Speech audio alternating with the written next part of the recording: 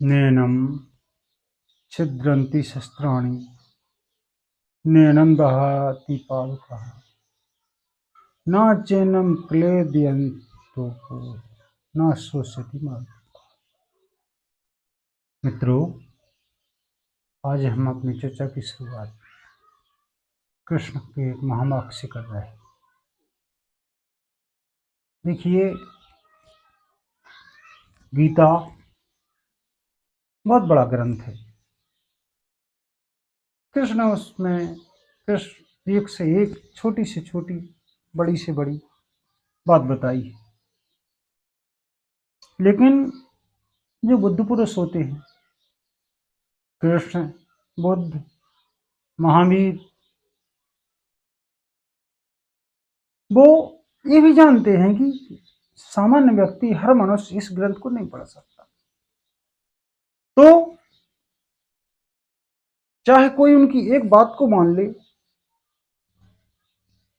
या पूरे ग्रंथ को पा ले, उसी एक वाक्य जो सूत्र होता है उसी में उसका सार निहित होता है।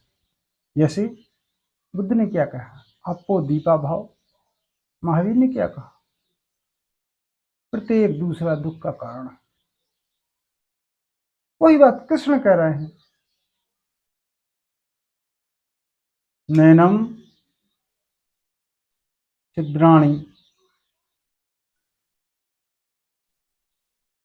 अब हम अपने मैटर पे आते हैं। देखिए, आपने भी ये महावाक्य सुना होगा।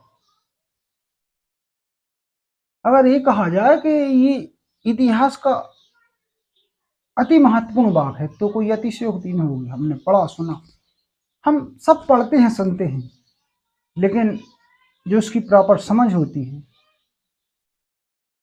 उसकी कमी की वजह से हम वो कहना क्या चाह रहे हैं, हम एक शब्दों के जाल में फंसे रहते हैं और शब्दों से ही बाहर निकल आते हैं।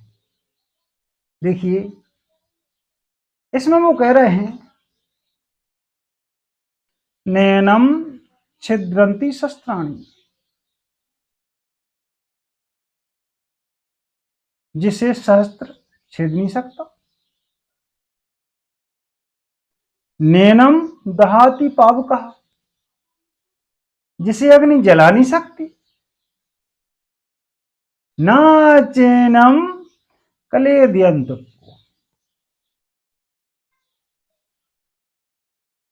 जिसे पानी गला नहीं सकता। न शोषयति मारुतः, हवा सुखा नहीं सकती। अब ये इतना, कृष्ण का तो उद्देश्य भी यही था कि जन सामान्य तक बात पहुंचे, लोगों के पास पहुंचे भी, लेकिन उसका अनर्थ कर दिया। अब आपसे जो कोई चीज कहेगा ना, जिस लोग कहेगा कभी अब वो चीज बताओ जैसे शस्त्र छेद नहीं सकती, है ना, और जिसे आग जला नहीं सकती, और जिसे पानी गला नहीं सकता, और जिसे हवा सुखा नहीं सकती। आप क्या कहेंगे? आप कहेंगे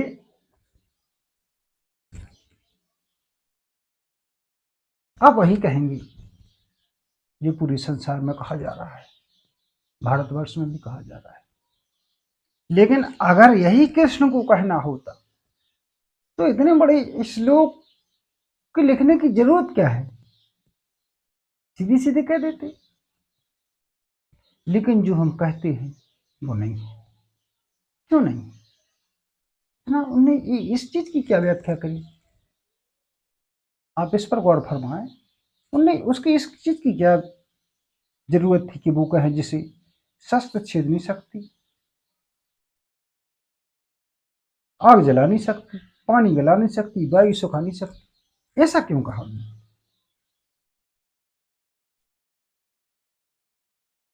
देखिए, उनका आशा था कि आप कौन हैं। उन्होंने क्या कहा, आपके बदले में यह श्लोक। तो लोगों ने एक शब्द दे दिया, क्या शब्द दे दिया? आत्मा। यही समस्या है। समस्या यही है कि जिससे प्रश्न किया गया, आप सोचिए आप एक टीचर हैं, एक बच्चा पुस्तक पढ़ रहा है, वो उस पे वो शब्दों को नहीं पढ़ पाता और वो उसकी हिज लगा रहा है, स्पेलिंग कर रहा है, उल्टी सीधी जैसी भी लगा रहा है, और दूसरा बच्चा वो हिज ही लगा रहा था कि दूसरे बच्चे ने बता दिया कि वो बच्चे इसकी हिज लगा पाएगा नहीं। वो चला, वो ठीक है, सॉल्यूशन मिल गया तो हमें सॉल्यूशन मिलेगा। इसी लोग की हम हिज लगा नहीं पाए। तो किसने क्यों क्यों कहा? देखिए, हम क्या है? हम सही नहीं हैं, हम विचार भी नहीं हैं, तो हम हैं क्या? वही हमें खुद से प्रश्न करना था। चलो ठीक है, उस बात पे भी आ देते हैं कि लोगों ने उत्तर देने की, लोगों को कुछ जल्दबाजी होती है, लोगों ने उत्तर दे दी कि आत्मा। फिर आप उनसे पूछिए आत्मा का मतलब क्या होता है। मैं आपको एक सत्य घटना बताता हूँ। मैं एक भारत के धार्मिक स्थल पर भ्रमण पर गया, उसका मैं नाम नहीं लेना चाहता। वो भारत के टॉप 10 धार्मिक स्थलों पे, और जिस धार्मिक स्थल पे गया वहां पर जो मंदिर था वो भी वहां के टॉप 5 मंदिरों में था। वहां पे एक महानुभाव बैठे हुए थे। एक्चुअली में उनके पास गया क्यों? कि उन्होंने बोर्ड लगा रखा था, प्रश्न आपके उत्तर मेरे। गजब यार, बड़े महापुरुष हैं, इनके तो दर्शन करना चाहिए, किसी प्रश्न का उत्तर दे रहे हैं। मैं उनके पास गया तो पहले तो मेरी उनसे चर्चा हुई। तो भगवान के संबंध में चर्चा हुई। तो मेरी उनसे चर्चा हुई तो मैंने उनसे कहा कि आप जिस धर्म, जिस पंथ से ताल्लुकात रखते हैं, आप कहते हैं मेरा धर्म बड़ा है, मेरा भगवान बड़ा है। भारत में कम से कम ऐसे ऐसे, भारत के विश्व में, विश्व के अनुपात में लगाएं या भारत के भी लगा सकते हैं, तो 4-5 धर्म है, वो सभी धर्म के अनुयायी कहते हैं कि मेरा धर्म और मेरा देवता ईश्वर बड़ा है। तो मैंने उनसे कहा आप कहते हैं कि मेरा बड़ा है, और 4 जगह गया था तो मैं सभी ने बोला था मेरा बड़ा है। मैं कैसे डिसाइड करूं कि बड़ा किसका है? क्यों? क्योंकि अपने को तो अपने धर्म, अपनी पुस्तक, वो सभी बड़ा कहते हैं। तो उन्होंने कहा हम इस पेपर में नहीं है। हम अगर कहते हैं कि हमारा धर्म और हमारा ईश्वर बड़ा है तो हम सिद्ध भी करेंगे।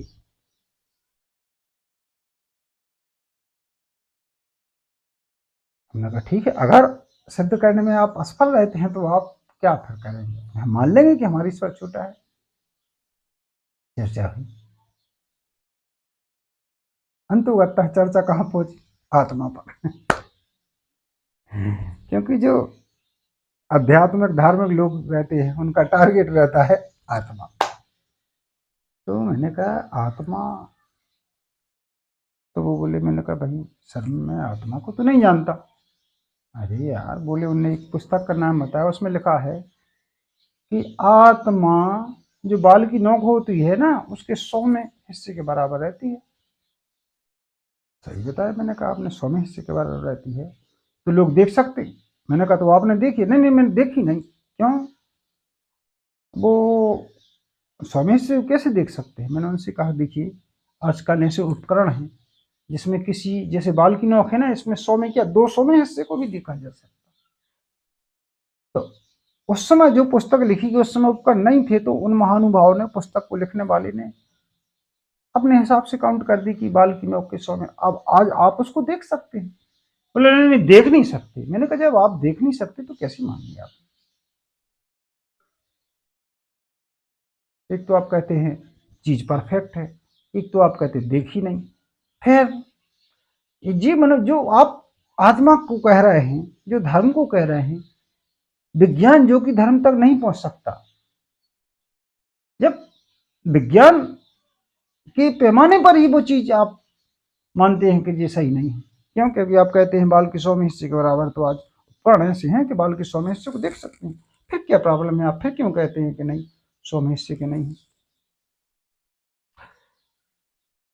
तो मैंने कहा आप कह रहे थे कि हमारा देवता बड़ा है, आप साबित जो चीज कहते हैं आप, ऐसी कई चीजें। उन्होंने कहा यार तुम जाओ यहाँ से, अब मेरी बस की बात नहीं है। मैंने कहा मानूंगा, पहले तो आप कह रहे थे, वो गुस्सा भी हुई, नाराज भी हो गए। उन्होंने कहा जाओ यहाँ से, तुम्हारे बस का कुछ नहीं है, तुम अनावश्यक बहस करते थे। मैंने कहा पहले आप कह रहे थे कि हम अपने देवता को बड़ा साबित करने के लिए बहस करेंगे। चलो ठीक है, मैंने उनकी नमन किया और चला आया। उनकी प्रॉब्लम नहीं है, उनकी गलती नहीं। क्यों नहीं? क्योंकि बचपन से उनको रटाया गया है, सिखाया गया है, समझाया गया है। वो जो उत्तर देते हैं वो उस चीज से थोड़ी देते हैं जिससे से छिड़ नहीं सकती, पानी गला नहीं सकती, आग जला नहीं सकती। नहीं नहीं, वो उससे नहीं देते। वो तो जो वो हर चीज के प्रमाण के लिए वो किसी पुस्तक का सहारा ले लेते हैं। तो कृष्ण को ये कहा जाए कि इस श्लोक में पूरा का पूरा गीता का सार है। आप इसको पढ़ो नहीं, आप उत्तर ढूंढो। मैं नहीं कहता आत्मा, किसी ने कहा होगा, वो उनका अनुभव होगा, लेकिन मैं नहीं कहता। क्यों नहीं कहता? अगर मैं कोई चीज कह देता हूं तो आपकी खोज रुक गई। आप कहेंगे कि भाई आत्मा, अब न आत्मा न को आपने देखा, न जाना, न समझा, न सुना, कुछ भी नहीं, बस एक शब्द रख लिया। तो अगर हमें गीता वास्तव में पढ़नी है, वास्तव में समझनी है, तो इस प्रश्न है, इसको उत्तर आप खुद से खोजिए कि वो चीज क्या है। आप पाएंगे कि शरीर को तो आग जला सकती है, तो क्या होगा? मैं शरीर नहीं हूं।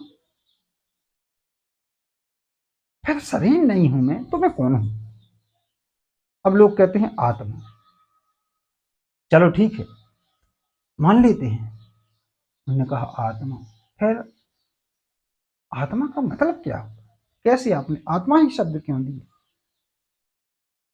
आत्मा का आशा है जो अपना हो। अब अपना क्या है? फिर कोई एक आदमी नया नाम दे देगा। नाम देने में दिक्कत क्या है? इतनी सारी साहित्य पढ़ा हुआ है, कोई भी नाम दे सकते हैं। तो हमें अध्यात्म में आपकी रुचि है, अध्यात्म को आप जानना चाहते हैं। देखिए एक नया शब्द अध्यात्म, अध्ययन। अध्ययन मतलब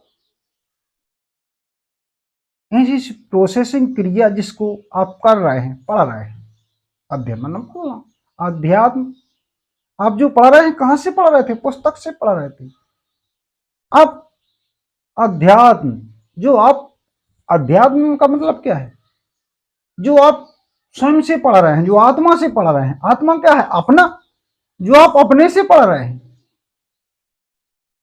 आप अपने से क्या पढ़ रहे हैं? पढ़ने वाले को पता होता है और वही उत्तरदाता होता है। लोग तो इस चीज के लिए कोई भी उत्तर दे देते हैं कि चलो भाई मुझसे पूछा गया है, अगर मैं उत्तर न दे पाऊं तो मेरे अनुयायी है ना जो, ये मानेंगे कि मेरे गुरु को कुछ आता ही नहीं। लेकिन गुरु है जो अपनी योग्यता साबित करने के लिए शिष्यों के लिए जो द्वार खुला था उसको बंद कर देता है। जबकि इसकी एक्चुअल परिभाषा क्या है, हमें सोचना चाहिए कि जैसे शास्त्र छेद नहीं सकती, पानी गला नहीं सकती, आग जला नहीं सकती, वो चीज है क्या? अब इसको आप दिमाग से नहीं सोचेंगे। क्यों नहीं सोचेंगे? नहीं नहीं, सोचें, सोचना दिमाग का ही काम है, लेकिन आप दिमाग से उत्तर नहीं खोजेंगे।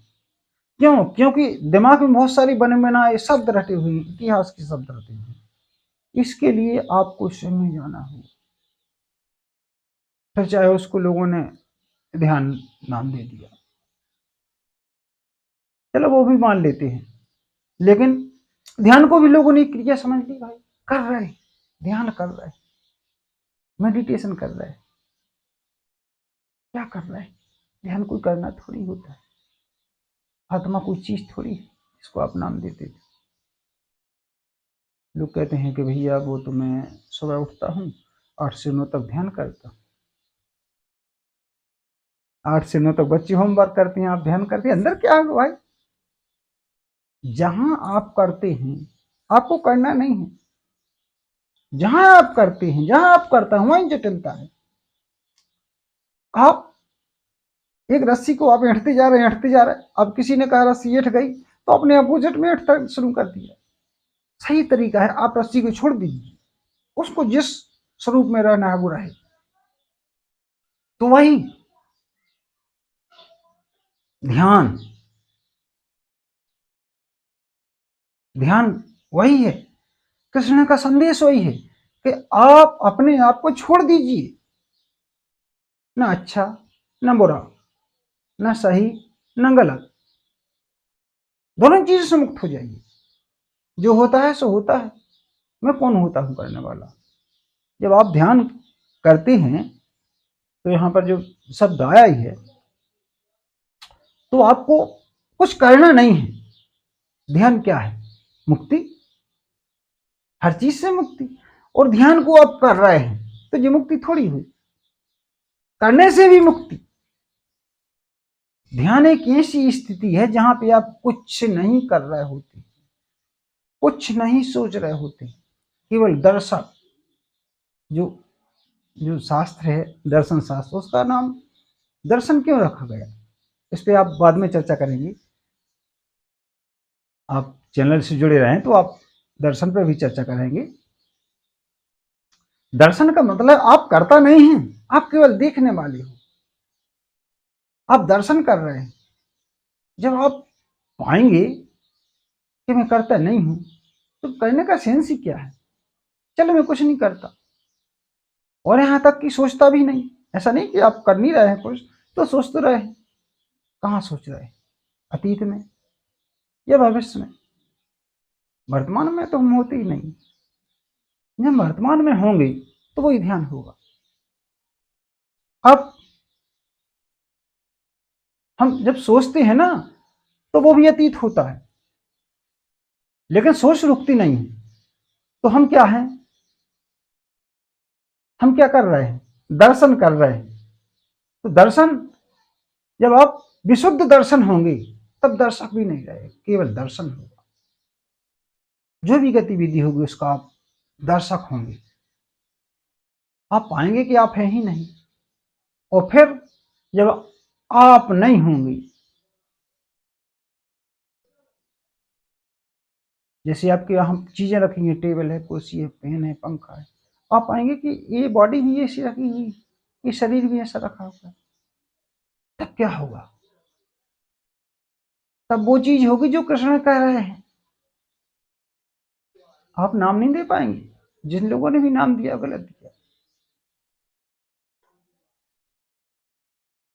क्यों? क्योंकि उत्तर देने की लालसा में उसने कुछ भी दे दिया। चलो मान लेते हैं सही भी दिया होगा, तो वो उसका उत्तर है, आपका नहीं। दूसरी को उत्तर पर ही रह सकते हैं ना भाई। आप देख, जो सोचिए आपको भूख लगी, मुझे भूख लगी, मैं खाना खा लूंगा तो आपका पेट भर जाएगा क्या? मैं पानी पी लूंगा तो आपका प्यास बुझ जाएगी क्या? मैंने कह दिया कि भूख मुझे लगी, आपको लगी, मैंने खा लिया, तो मैं कहा कि ठीक है खाना हो गया, तब आपका तो नहीं हुआ ना। आपका कब होगा? जब आप खुद खाएंगे ना। तो कृष्ण जो कह रहे हैं नैनम छिद्राणी, क्या कह रहे हैं? आप खुद, जैसे आप भोजन खुद करते हैं ना, किसी भाई आप जैसे, जैसे हम किसी प्रश्न को उत्तर दूसरे के पास जाते हैं, गुरु जी के पास जाते हैं, जानकार के पास जाते हैं, वो उत्तर देते हम मान लेते हैं। जब हमें भूख लगती तब हम किसी के पास क्यों नहीं जाते? भाई तू खाना खा ले, मैं संतुष्ट हो जाऊंगा, मेरे पेट भर जाएगा। प्यास लगती तो हम किसी के पास क्यों नहीं जाते। कुछ क्रियाएं हैं वो स्वयं के द्वारा ही करने पर ही फलीभूत होती है। इसके लिए भोजन पानी का मैंने उदाहरण दिया। इस प्रकार जो जो कृष्ण ने बताया नहीं है, हमने उसको गलत कर दिया। कृष्ण ने आपके सामने प्रश्न खड़ा किया है, इस प्रश्न के साथ आपको जीना चाहिए, इसकी खोज करना चाहिए, फिर जो मिलेगा वो उत्तर। क्यों कृष्ण ने उसका उत्तर दे सकते थे, लोगों को क्या जरूरत पड़ गई कृष्ण के लिए आत्मा। तो जो कृष्ण ने उत्तर दिया है, इसकी खोज हमें खुद करना है। इसका कोई शॉर्टकट नहीं है कि चलो कोई कर लेगा तो हो जाएगा, नहीं। तो देखिए, आप इस श्लोक में डूबना चाहते हैं, आप इस गीता के सूत्र में डूबना चाहते हैं, तो ये जो श्लोक है, इसका जो उत्तर है रटाया रटाया बताया हुआ, इस पे नहीं, आपको मानना ही नहीं। क्यों? क्योंकि आत्मा, जैसे उन्होंने कहा, आत्मा भी तो आपने ना देखा, ना जाना, ना सुना, फिर कल के लिए कोई और नाम दे दे, परसों को ना, कितने मानते जाएंगे आप खुद इस प्रश्न के साथ जीवित रहिएगा। आप खुद से प्रश्न पूछिए। जब आप खुद से प्रश्न पूछेंगे तो आपको उत्तर मिलेगा। देखिए, ये बड़ा धैर्य का काम होता है, अध्यात्म बड़ा धैर्य का काम होता है। इसमें कोई ये नहीं होती है कि मुझे 1 साल 2 साल हो गए, कुछ मिला नहीं। अरे यहाँ मिलने वाला नहीं है, कुछ मिला ही हुआ है, बस जानना है। तो आप इस प्रश्न को आत्मसात कीजिए, बिना उत्तर के, बिना मानसिक उत्तर के, बिना दिमाग पर जोर लगाए, बस खुद में डूबिए, आपको उत्तर मिलेगा। आपने मुझे धैर्य के साथ सुना, इसका मैं हृदय से आभारी हूँ। बहुत बहुत धन्यवाद। नमस्कार।